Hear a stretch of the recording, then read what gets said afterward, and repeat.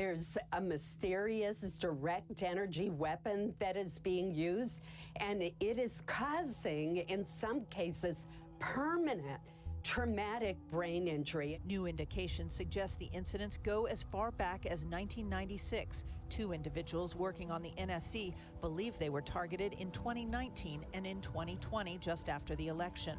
It's serious, it's widespread, and it poses real danger to American diplomats and intelligence officers around the world, and even right here at home.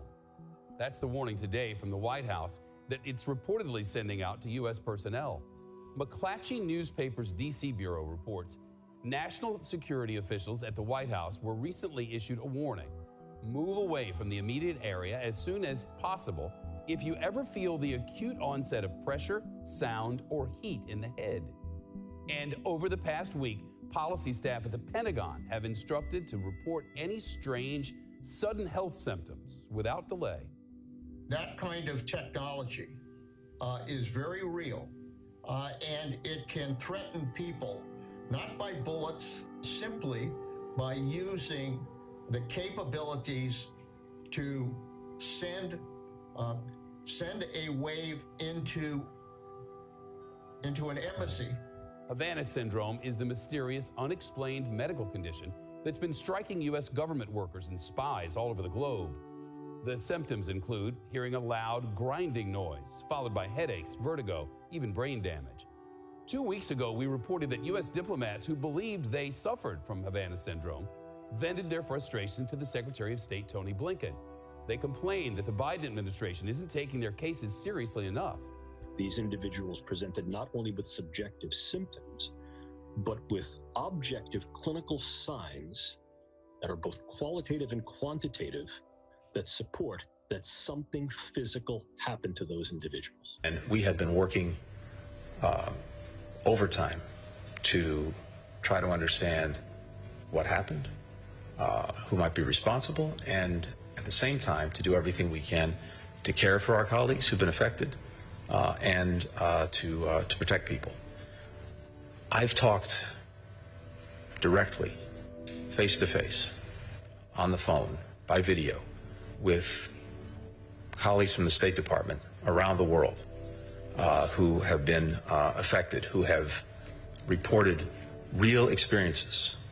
200 Americans have now come forward to report possible symptoms of the mysterious illness called Havana syndrome.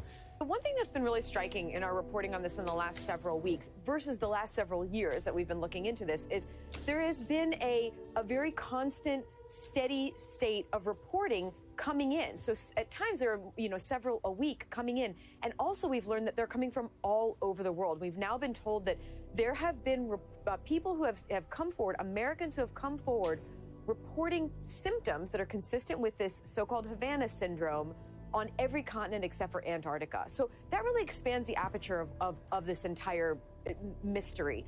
NBC News has reported U.S. officials suspect Russian operatives may be using some sort of microwave device, directed energy, or to spy on Americans. The Kremlin has denied any involvement. The BBC has learned that there has been a significant increase in reports of health incidents affecting U.S. spies and diplomats in recent months. Look, these attacks have stepped up in their brazenness. We had an attack where CIA Director Burns was on his way to India. While on the ground in India, one of his own staff members experienced the symptoms. And then Vice President Kamala Harris had to delay her trip to Vietnam because at least 2 officials at the U.S. Embassy there had to be medevaced because of the experience of symptoms there. U.S. officials have been looking at this for years now. They've been able to rule out a number of things. Many of the people who come forward, it wasn't poisoning. They don't believe that it was some kind of a disease that they all somehow contracted. But they haven't been able to say specifically that it's some directed energy weapon. That's why not knowing exactly what this is makes it even harder to determine any attribution, Aaron. Yeah. Senior CIA officer Mark Polymeropoulos says he suffered similar symptoms. It is real. We have to get our people health care, and then we have to find out who's doing this, because as I've always contended, this is an act of war against U.S. officials.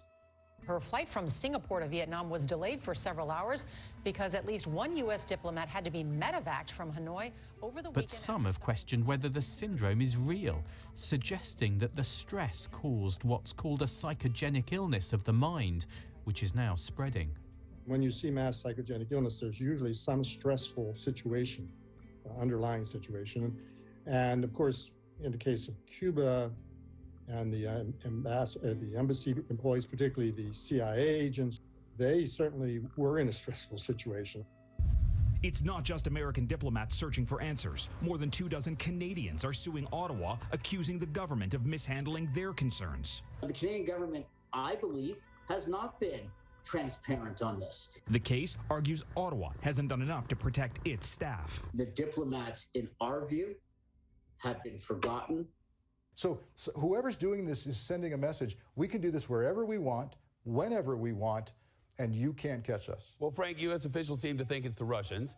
They seem to think it's some sort of directed energy attack, but there's nothing definitive, no real answers. It's been 5 years. Is there an urgency now to figure this out? We're seeing evidence of an increased urgency. It's being taken seriously. We're seeing high-level U.S. government officials visit people in the hospital who are experiencing the symptoms and had to be hospitalized. That's all very positive. But the more this goes on, the more whoever's doing this is going to feel the kind of license to do it wherever they want.